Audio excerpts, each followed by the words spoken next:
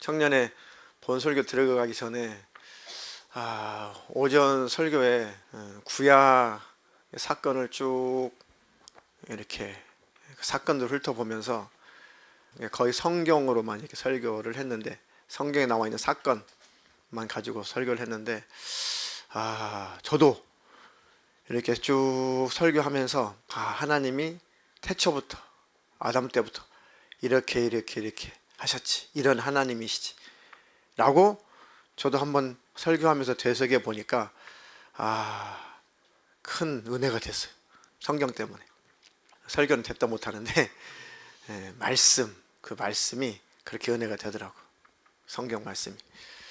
여러분들도 하나님과 공감하며 살기를 주님의 이름으로 축원합니다. 근데 하나님과의 공감이 안 될까? 죄, 어두움 이런 것들이 들어오면 하나님과 공감이 잘 안 되죠. 이제 마음이 무뎌지고 강팍해지고, 거기다가 또 마귀는 참소를 하고, 그리고 하나님에 대한 두려운 마음, 이것이 내 마음을 또 뒤덮고 하다 보니까 하나님의 본질적인 그 성품이 내게 느껴지질 않는 거지. 다가오질 않는 거예요. 자, 그리고 또 한 가지는 또 뭐가 있을까? 하나님과 공감이 안 될 때, 쉽게 말하면 하나님의 마음이 내게 젖어오질 않아. 내게 경험이 잘 안 돼. 왜 그러냐면은 목사님이 여러분들을 이렇게 쭉 기도하고 설교도 하고 상담도 하고 케어도 하고 하면서, 물론 청년들뿐만 아니라 누구나 다 마찬가지지만은 하나님과 잘 공감하며 살면 모든 문제가 다 해결되는구나. 근데 하나님과 공감하는 삶을 살지 않으면 아무것도 해결이 안 돼. 행복하지도 않고 힘들고 외롭고 쓸쓸하고, 왜 나만 겪는 고난이냐고. 불평하지 마세요. 이런 찬양을 들어도 별로 다가오지 않고, 하나님과 이렇게 공감, 이게 잘 안 되는 거예요. 하나님과 소통이 잘 안 돼. 하나님을 모르는 거야. 하나님을 못 느껴. 물론 우리가 하나님이 싫어하는 것을 하고 또 어둠이 들어오고 죄를 짓고 하면 당연히 하나님과 공감이 끊어지지. 그러니까 하나님과 공감이 안 되면 내게 확 어둠이 지배를 하고 나를 어둠이 끌고 간다. 그러니까 어떻게 하면 이 하나님과 공감하며 살게 할까? 어떻게 하면 하나님과 교제하며 살게 할까? 하나님과 이렇게 소통하며 살게 할까? 이것이 목회자의 최고의 기도 제목이고 고민이다. 그러니까 내가 하나님과 공감이 안 되면 내가 붙잡을 그 하나님이 없을 때, 그러니까 태평성대를 누릴 때는 괜찮아. 그때는 하나님이 그냥 계신 것 같고 계시거나 말거나, 지금 현대 내 생활이 평안하니까 그렇게 하나님에 대해서 절대적으로 의지하고 싶은 마음이 없어. 그때는 믿음도 좋은 것 같아. 하나님 사랑이십니다. 하나님 감사합니다. 그런데 어떤 힘들고 어려운 일, 불행한 사건이 딱 터지게 되면은 하나님과 공감하지 못하는 삶을 사는 사람은 금방 다른 것에 휩쓸려 가버려.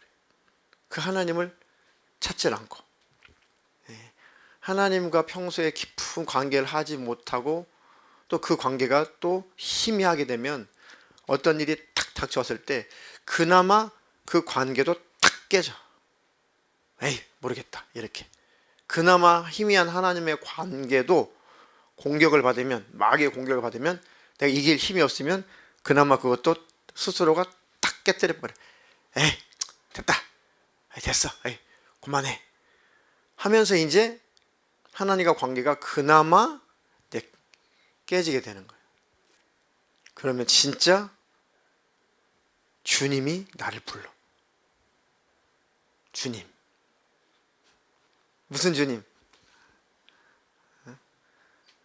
무슨 주님이 나를 불러? 새로운 주님이 나를 불러. 그리고 이게 뭐야? 우리 때는 이렇게 했는데 지금은 이렇게 하나? 게임을? 이렇게? 폼 나오네. 우리 때는 그저 오락실 가면은 막 레버 흔들고 막 이거밖에 별다른 경험도 그것도 별로 없지만 나 보험생이었어. 구경만 했어. 지금은 이제 막 이렇게 요란하게 하는구나. 그러니까 새로운 주님이 나를 불러. 술주자 주님이 나를 불러. 새로운 주님이. 그렇지. 그게 문제다. 그게 문제다. 어떻게 하면 주님과 나와 관계를 강화시킬까? 거기에다가 청년 때는 아주 이거 올인이라는 말은 좋은 용어는 아닌데 쓸 용어가 없으니까 쓸게. 거기다가 아주 올인을 해야 돼. 청년 때는 하나님과 나와 관계를 돈독하게 하는 일에, 하나님을 아는 일에 절대적으로 집중을 해야 되는 시기다. 그것이 잘 되면 여러분들 결혼하고 30대, 40대, 50대 쭉 넘어가면 참 평안한 삶을 살 수 있어. 돈이 많이 번다. 그 의미가 아니라 그 의미보다도 돈 많이 벌면 좋지. 그것보다도 주님 안에서 평안, 주님 안에서 평강, 주님 안에서 행복한 삶을 살 수가 있다. 아멘. 자, 그래서 내가 누구냐라고 하는 것을 먼저 알아야 돼. 하나님을 알려면 내가 누구냐를 먼저 알고, 그리고 그 하나님을 알고, 그러니까 나를 알고 하나님을 알면 하나님과 공감이 이루어진다. 하나님의 소통이 일어난다. 자, 오늘 한번 설교 제목 두 번 같이 읽겠습니다. 시작. 자신의 정체성을 확립하라. 자신의 정체성을 확립하라. 그러니까 쉬운 말로 내가 누구냐, 나는 누구냐, 그리고 이런 나는 누구이어야 하냐, 하나님은 누구신가. 그러니까 이것이 잘 정립이 안 되어 있는 거구나. 물론 청년 때는 과정이니까, 인생의 과정 가운데 있으니까, 가장 기초를 닦고 있는 과정 중에 있으니까 물론 이게 확실하게 시원하게 처음부터 정립이 안 될 수가 있어. 정립을 잘 해 나가야 된다. 자, 오늘 한번 요한복음 1장 19절로 23절 대독하겠습니다. 유대인들이 예루살렘에서 제사장들과 레위인들을 요한에게 보내어 내가 누구냐 물을 때에 요한의 증거가 이러하니라. 요한이 드러내어 말하고 숨기지 아니하니 드러내어 하는 말이 나는 그리스도가 아니라 한데, 또 묻되 그러면 무엇 내가 엘리야냐, 가로되 나는 아니라. 또 묻되 내가 그 선지자냐, 대답하되 아니라. 또 말하되 누구냐, 우리를 보낸 이들에게 대답하게 하라. 너는 내게 대하여 무엇이라 하느냐. 가로되 나는 선지자 이사야의 말과 같이 주의 길을 곧게 하라고 광야에서 외치는 자의 소리로라 하니라. 아멘. 아멘. 아멘. 이 구절은 침례 요한에 관한 구절이죠. 침례 요한이 예수님보다도 6개월 앞서서 활동을 시작을 해요. 그리고 회개하라, 천국이 가까웠다. 그러니까 하나님의 음성을 그나마 들을 줄 아는 사람들이 요한에게 막 찾아와요. 어떻게 하면 좋겠냐. 너희들이 각각 죄를 회개해라. 그리고 침례를 받아라. 그래서 막 회개케 하는 그 침례를 막 줘.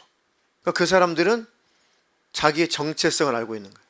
침례 요한이 침례를 줄 때 침례 받으러 오는 사람들은 자기가 어떤 정체성을 가지고 있어. 침례 요한은 하나님을 잘 섬기는 사람, 그리고 그 하나님을 잘 섬기는 사람이 하나님께서 다시 한번 하나님께 보내심 받은 사람 앞에 왔다. 그러면 그들도 하나님을 안다는 거지. 그들도 하나님을 창조자로 믿는 사람, 하나님이 살아계신 하나님이심을 믿는 사람. 첫 번째가 자기 정체성이지. 두 번째는 그 하나님 앞에 나는 죄인이로소이다. 그 하나님 앞에 나는 온전하지 못하고 완벽하지 못한 죄인이로소이다. 그런데 이런 죄인은 죽으면 멸망할 수밖에 없고 지옥 갈 수밖에 없는 그런 존재다.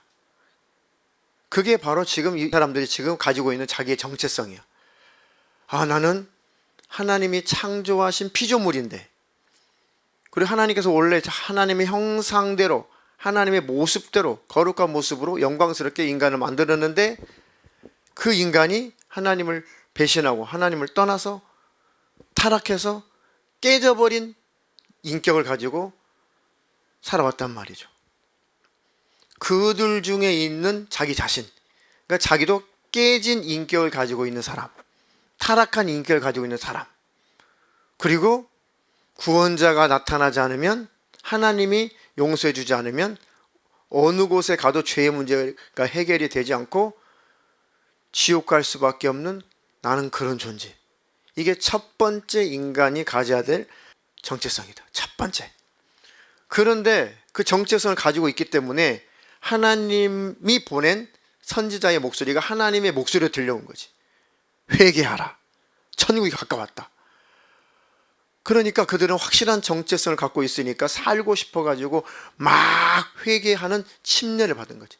아, 이렇게 침례 받으면 나 살 수 있습니까?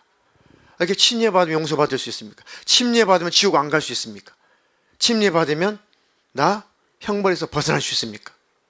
아, 아니, 나는 너희들에게 물로 침례를 주는데 앞으로 다음에 내 뒤에 오시는 그분이 진짜 구세주인데, 그분은 너희들이 그분을 따르면, 그분을 믿으면 그분이 진짜 너희들을 성령으로 침례를 주실 것이다. 너희들을 구원하실 것이다. 그러나 그분에게 가지 않으면, 그분이 누구예요? 예수님이죠.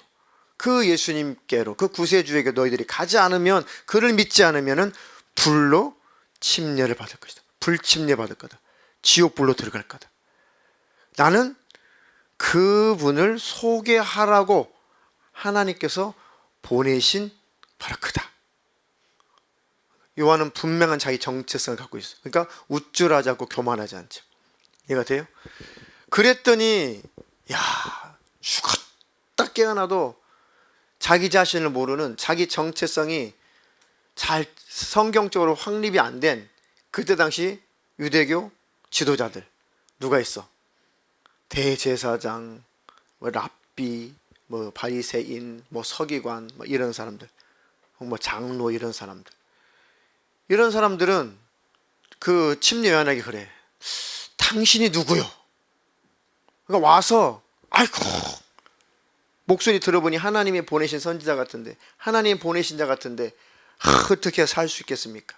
이렇게 와야 되는데, 이게 교만하고 자기 정체성이 확립되지 않으니까, 넌 누구야 도대체? 너 뭔데?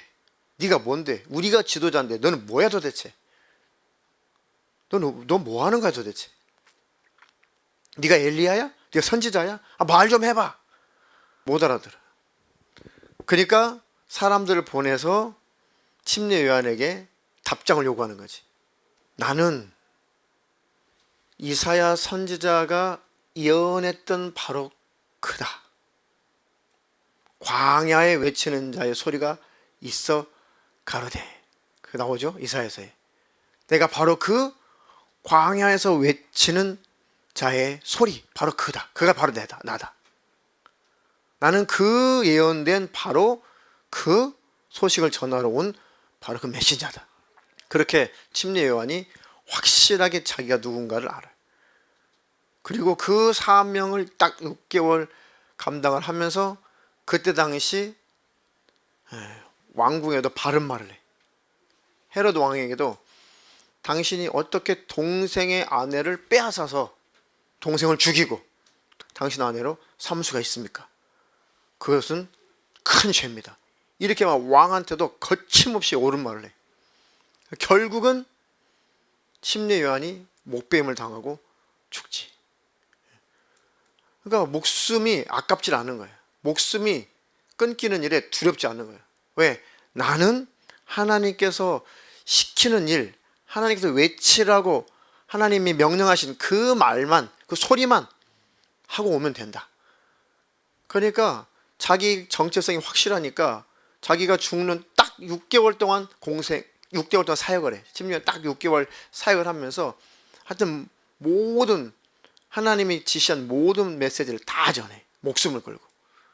결국은 목배임을 당하고 죽지.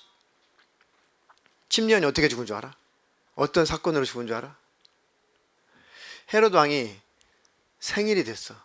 딱 생일이 돼서 막 술 먹고 엄청나게 기분이 좋아. 그리고 자기 좌우에 이 신하들이 쫙 있어. 막 큰 대연, 큰 잔치를 벌였어.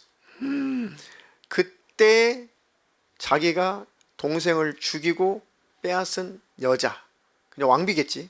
그 딸이 그러니까 엄마의 사주를 받고 그 딸이 그 잔치상 앞에서 막 요염한 춤을 춰. 온 남자의 아주 혼을 쏙 뺄 만큼 아주 요염한 춤을 춰. 그러니까 술 먹고 이렇게 눈이 해가닥하던 헤로드 왕이 볼 때 완전 그렇지 않아도 막 이쁘고 사랑스러워 죽겠는데 완전히 뿅 갔어. 야야야야, 딸 이리 와봐. 네 모습을 보니까 내가 못 살겠다, 못 살겠다. 네가 원하면 내가 뭐든지 다 줄게. 나라의 반절도 줄 거고 다 줄게, 다 줄게. 야, 나 뭘 좀 줄까? 네가 내 생일날 이렇게 나를 기쁘게 하냐? 내가 너한테 뭘 줄까? 가지고 이 딸이 자기 엄마한테 쪼르륵 가가지고 귓속말로 왕께서 뭘 주시려고 하는데 뭘 주시라고 하면 될까, 엄마? 그러니까 그 여자가 뭐라고 해? 침례 요한의 목을 잘라가지고 쟁반에다가 받쳐서 달라고 해라. 왜냐하면 그 여자 남편이 왕의 동생이었잖아. 그러니까 지금 내심 그 여자는 그 왕이 자기 남편을 처리하고 자기를 왕비 삼아주기를 학수고대했던 여자예요. 그러니까 이미 불륜을 저지른 거지. 그러니까 그걸 헤로드 왕이 알고 동생을 처단하고 이제 나름 합법적으로 아내를 삼은 거야. 그런데 그 여자가 그렇게 왕비가 됐으니 온 동네방네 소문이 어떻겠어. 그렇지 않아도 그 왕 옆에 앉아있는 왕비석에 앉아있는 것 자체가 가시방석 아니야. 다 자기만 이상한 여자 쳐다보는 것 같고, 야 전현 지 남편 죽이고 저 자리에 올라간 전현 이럴 거 아니냐고.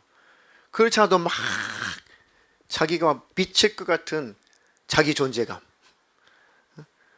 보좌에만 앉으면 아주 막 미칠 것 같은 자기 존재감이 드러나, 사람들 앞에서. 사람이 그래도 이렇게 출세를 하고 싶은가 봐. 그러던 타에 잘됐다. 그런 터에 침례 요한이 그것을 자꾸 얘기하는 거예요. 왕한테 어떻게 당신 동생을 죽이고 그 여자를 아내로 취할 수가 있겠습니까? 그건 하나님이 싫어하십니다. 그건 죄입니다. 계속 침례이 목숨을 걸고 떠들어대니까 얼마나 이 헤로디아가 얼마나 화가 났겠냐고. 근데 이때다. 저 지긋지긋한 침례 요한을 다시는 짓거리지 못하도록 목을 쳐가지고 쟁반에다 담아서 달라고 해라. 그 소리를 듣고 헤롯이 벌벌 떨지. 근데 이미 약속을 했고 선포를 했고 좌우에 있는 그 신하들이 왕만 쳐다봐. 이때 왕은 과연 실행할 것인가? 아니면 두려워 떨 것인가? 비겁한 왕이 될 것인가? 자기 체면 때문에 아무렇지도 않은 것처럼, 야 누구 없냐? 저 옥에 갇혀있는 그 침례 요한을 목을 쳐가지고 쟁반에다 들고 오너라. 그러니까 옥에서 침례 요한을 목을 쳐가지고 쟁반에다 들고 와. 그리고 그것을 그 여자한테 주니까 그 여자가 자기 엄마한테 딱 갖다 바쳐. 그 여자가 얼굴이 어땠을까? 한을 푼 거지. 그러니까 사람마다 이렇게 자기 악한 정체성을 좋아하는 사람이 있어. 그러니까 가짜 정체성. 근데 속은 어떨까? 그 여자 속은, 침례 요한을 목으로 쳐 죽이게 한 그 여자는 자기는 겉으로 나는 왕비야. 이제는 아무도 나에 대해서 짓거릴 자가 없어. 나는 이제 왕이야, 왕비야. 내가 바로 최고야. 그게 자기의 정체성이라고 지금 착각을 하고 있어. 근데 자기 속은 나는 죽일 년이야. 난 나쁜 년이야. 나 왜 이렇게 살지? 행복할까? 전혀 행복하지 않아. 매일매일 죽음이야. 그러니까 매일매일 그 여자는 술로 살다가 결국은 인생 끝났을 거야. 아니면 그 왕에게 쫓겨났을 거야. 그런 뭐 역사된 기록은 내가 못 봤지만은 그 여자는 잘못된 정체성을 가지고 남의 걸 가지고 자기 정체성을 삼으려고 하니까 결국은 비참한 최후를 맞이했다. 자, 예수 믿는 우리는 누구냐? 나는 누구냐? 그거를 여러분들이 늘 생각하고 살아야 돼. 나는 누구냐? 열심히 찾으세요. 설교도 듣고 성경도 읽고 기도도 하고 고민도 하고. 그것이 해결되지 않으니까 청년의 때에 이게 안 되는구나. 그게 확실히 정립이 안 되니까 충만한 것 같은데 거품이구나. 충만한 것 같은데 속에 확실한 그 정체성이 없으니까 금방 무너지는구나. 이걸 느끼는 거예요. 청년 때는 그거 목숨을 걸고 그 정체성을 확립해야 돼. 나도 처음에 예수 믿을 때 학창시절에 크게 정립이 안 돼가지고 지난번에도 한번 얘기했죠. 막 그 10월 마지막 날에 그 밤에 추운데 반팔이 반팔만 입고 동네를 막 돌아다녔다고. 도대체 내가 누군지를 모르겠어. 도대체 내가 누군지를 모르겠어. 그리고 인간이 뭔지를 모르겠어. 근데 왜 살아야 되는지를 모르겠어. 그때 당시 왜 살아야 되는지도 모르겠고 어떻게 살아야 되는지도 모르겠고 무엇을 위해서 살아야 되는지도 모르겠고 그게 제일 고민이었고 제일 힘들었어. 그러니까 나의 정체성이 확립이 되려면 반드시 예수를 만나야 돼. 주님, 나 좀 만나 주십시오. 지난 수련회도 그랬잖아. 제발 주님 나 좀 만나 주세요. 과거에 만남이 있어서 그때는 내가 누군지 좀 알았는데 또 주님과 관계가 희미해지고 멀어지니까 또 내가 누군지 또 희미해졌어. 다시 그 사람은 다시 주님의 가슴을 다시 뜨겁게 만나야 돼. 주님의 가슴을 다시 한번 내가 뜨겁게 만나게 해주세요. 주님의 그 가슴을 만나게 되면 내가 적나라하게 드러난다. 내가 누군지 내 정체성에 관하여 그 순간, 그 짧은 순간 하나님을 만나면 하나님을 만나는 순간에 내가 어떤 존재인지 확실하게 적나라하게 내 정체성이 백일하게 드러난다. 내 정체성은 하나님께서 규정해 주셔야 돼. 나머지 내가 규정한 나의 정체성은 다 가짜야. 난 아이돌이야. 가짜. 이해가 돼요? 그러니까 이거 없이 세월 지나도 신앙생활 똑같아. 주님을 뜨겁게 만나고 주님 앞에서 내가 어떤 존재인가, 나에게 있어서 예수님 어떤 분인가, 이게 정립이 안 되면, 이 정체성이 확실히 정립이 안 되면 앞으로 5년이 지나도 똑같아. 신앙생활 힘들어. 10년이 지나도, 평생을 지나도, 임종 때가 다 돼도 꼭 그 모습이야. 임종 환자 많이 봤거든. 임종 환자 많이 봤어. 60대, 50대, 60대, 70대, 80대, 90대, 104세까지 봤어. 20대도 봤고. 다양한 임종 환자를 봤는데 자기가 확실하게 하나님을 만나고 내가 누군가, 하나님 어떤 분인가, 요게 해결이 안 되니까 나중에 이제 죽음 앞에서 거기서 이제 너무 헤매는 거야. 너무 방황하는 거야. 난 누구지? 난 어디로 가야지? 하나님은 정말 살아계신가? 아이고, 하나님 살아계시면 나 좀 데려가세요. 하나님 안 계시면 어떡하지? 이래버려. 나 죽으면 어떻게 되는 거야 도대체?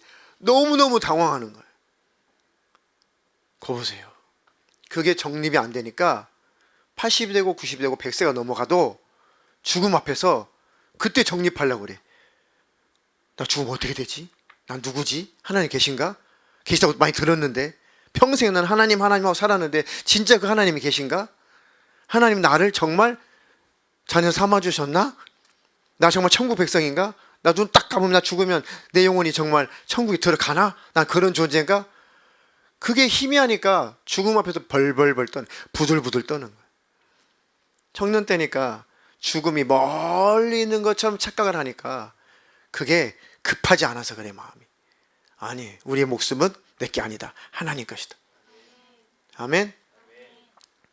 그러니까 내가 무너지지 않으려면, 내가 변치 않으려면, 허물어지지 않으려면, 어떤 공격이 와도 하나님과 나와의 관계가 문제가 없으려면 나는 누구냐?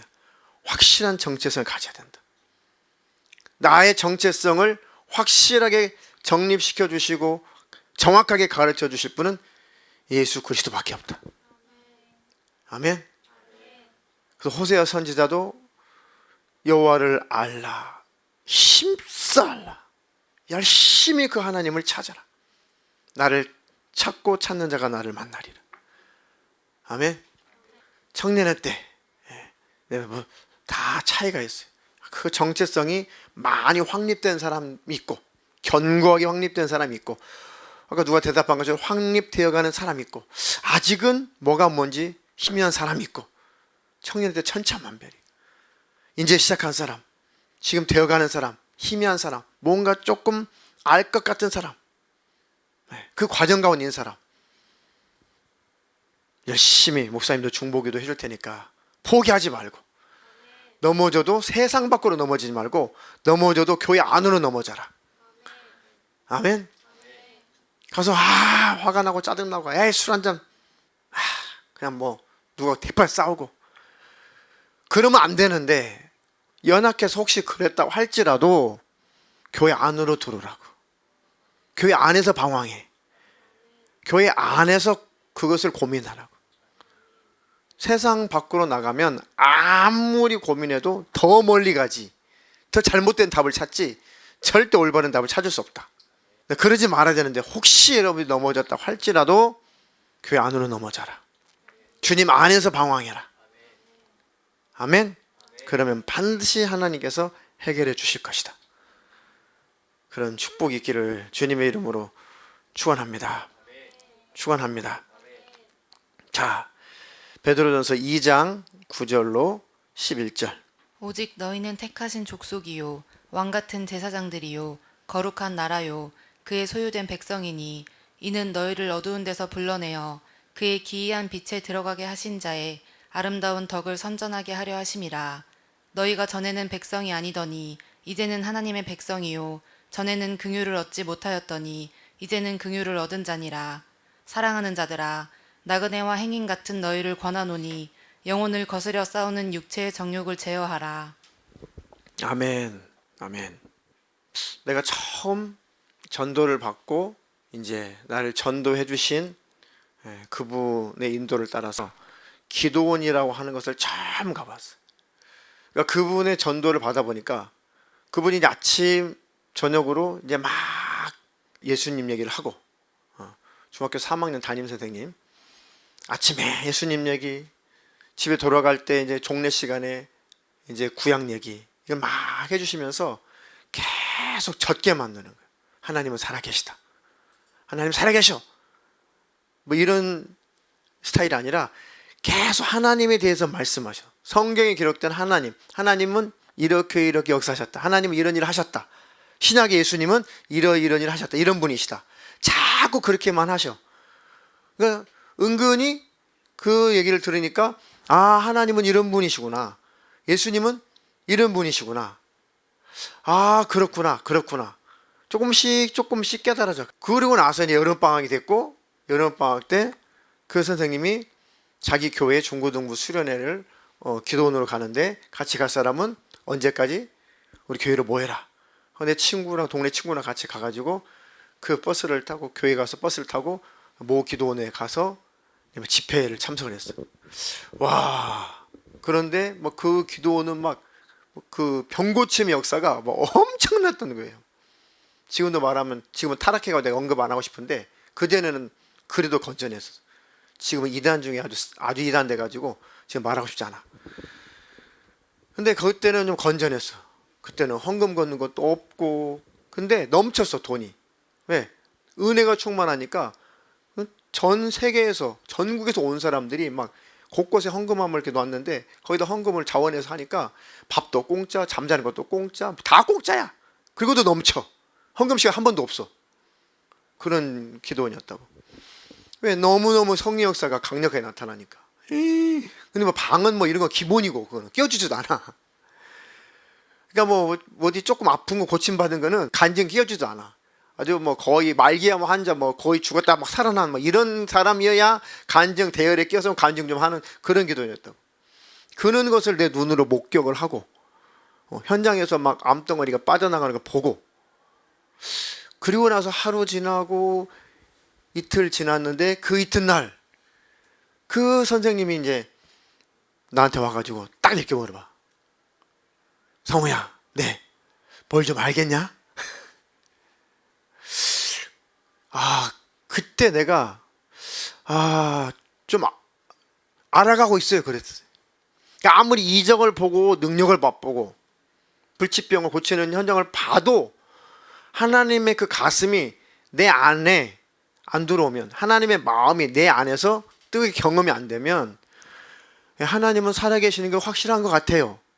저 사람 병 고치는 그 하나님과 나와 뭔 상관인가, 이게 매치가 안 되는 거예요. 이게 안 되는 거예요 이게. 그래서 봐서 하나님이 어떤 분인지, 병 고치는 하나님 알긴 알겠는데 그 하나님과 나와 뭔 상관이냐. 그래서 내가 그 소리를 딱 들은 순간 지금도 기억나. 너 뭘 좀 알겠냐 이렇게. 그건 뭐겠어요? 너 하나님이 어떤 분이 좀 알겠어? 예, 좀 알 것 같은데 좀 알아가고 있어요. 이런 식으로 대답을 했던 것 같아. 왜? 병 고치는 하나님, 이적을 나타내는 하나님, 그런 정도는 알겠어요. 근데 그 하나님이 나의 하나님이시냐? 그 하나님이 나와 함께 하신 하나님이냐? 그 하나님이 내 문제도 해결할 것이냐? 그 하나님이 내 영혼도 구원하실 거냐? 그게 안 되는 거야, 그게. 그러니까 그게 해결이 안 되면 아까 얘기했던 것처럼 임종 때까지도 그게 안 돼. 무섭더라고, 그게. 정말 무서워. 이제 곧 세상 떠나야 되는데 그때까지도 하나님에 대해서 희미해버리면은 어떡하라고. 그러니까 믿음은, 신앙생활은 세월이 해결해 주지 않아. 시간이 해결해 주지 않아. 자동적으로 나이 먹는다고 믿음이 성장하는 거 아니야. 어린 아이라도 참 영적으로 맑은 아이들이 있어. 밝은 애들이 있어. 70이 되고 80이 되고 90이 돼도 영적으로 혼탁한 사람도 많아. 이건 세월이 해결해 주는 게 아니야.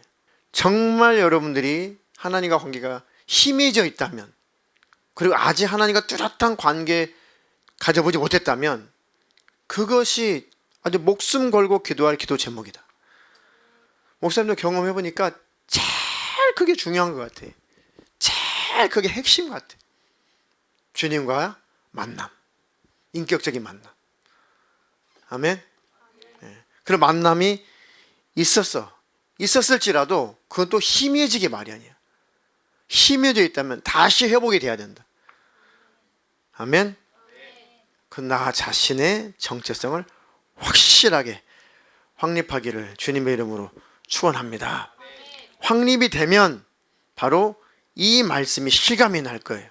베드로전서 2장 9절로 11절. 오직 너희는 택하신 족속이요 왕 같은 제사장들이요 거룩한 나라요 그의 소유된 백성이니 이는 너희를 어두운 데서 불러내어 그의 기이한 빛에 들어가게 하신 자의 아름다운 덕을 선전하게 하려 하심이라.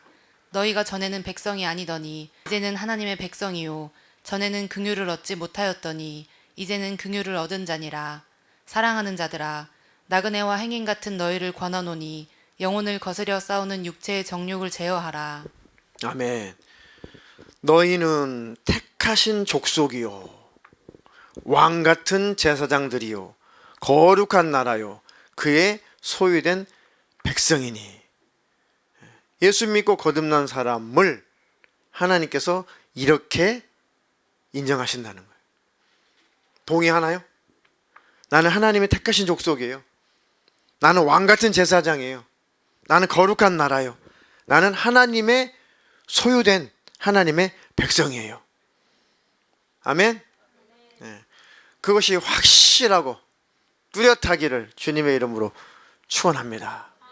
축원합니다. 왜 이렇게 우리를 불러주셨냐? 너희를 어두운 데서 불러내어 그의 귀한 빛에 들어가게 하신 자에, 하나님의 그 영광스러운 그 빛의 그 영광을 맛보게 하신 그 이유는 하나님께서 아름다운 덕을, 하나님의 아름다운 덕을, 그 구원의 역사를 자랑하게, 선전하게 하려 하심이라. 아멘.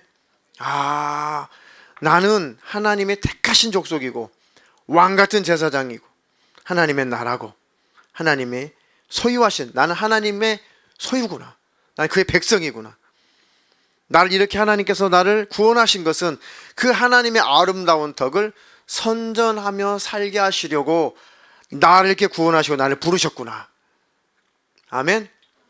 거기까지 여러분들이 확실하게 정체성이 확립되기를 예수님의 이름으로 축원합니다. 너희가 전에는 백성이 아니었는데 이제는 하나님의 백성이고, 전에는 긍휼을 얻지 못하였는데 이제는 긍휼을 얻은 자다. 사랑하는 자들아, 나그네와 행인 같은 너희를 권하노니 영혼을 거스려 싸우는 육체의 정욕을 제어하라. 아멘. 나그네와 행인 같다. 이 땅에서 나그네와 지나가는 행인 같다. 이 땅에서. 왜? 우리가 이 땅에서 천년 만년 영원히 사는 것이 아니라 이 땅은 잠깐 머물렀다가 지나가는 곳이니까, 잠깐 머물렀다가 가는 곳이 이 땅이니까, 우리가 영원히 살 곳은 어디? 천국이니까. 영원히 내 영혼이 사는 곳은 천국이고 내 육신이 잠깐 머물렀다 가는 곳은 이 땅이니까. 그러니까 이 땅에서 우리가 사는 것은 잠깐 머물러 떠나는 나그네 같은 거다. 잠깐 있다가 지나가는 행인 같은 거다. 행인. 길거리 지나가는 행인 같은 건데, 그것을 위해서, 육신을 위해서, 이 땅의 것을 위해서 목숨 걸고 살지 말고 영원한 것을 위해서 살아라. 아멘.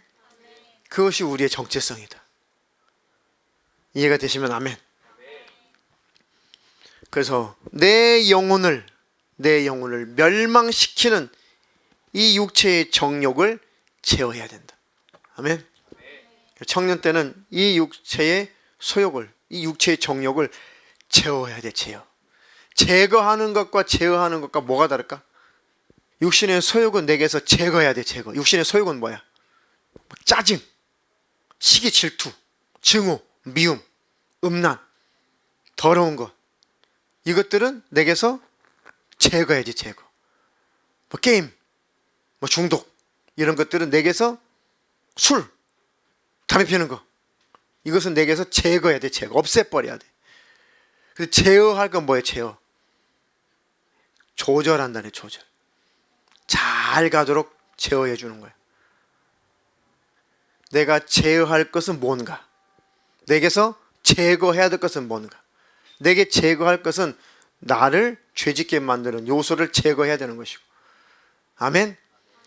제어해야 되는 것은 뭐야? 내게 주신 달란트를 가지고, 내게 주신 건강을 가지고, 내게 주신 시간을 가지고, 내게 주신 비전, 이런 것들은 내 육신의 욕망을 제어하는 거야. 예를 들어서 내가 정말 하나님 앞에 값지게 쓰임받기를 원합니다. 그러니까 하나님, 사업하는 사람 예를 들면 사업이 잘 되어서 정말 내가 하나님 앞에 값지게 쓰임받게 해주세요. 그래가지고 하나님이 은혜를 주시고 기회를 주셔서 사업이 잘 되어서 얼마만큼의 부자가 됐어. 그러면은 그것을 제어할 줄 아는 사람은 돈을 잘 쓰겠지. 제어가 안 되면 잘 못 쓰겠죠. 그런 거예요. 이해가 되나요? 이런 능력도 청년들에게 있기를 주님의 이름으로 축원합니다. 축원합니다.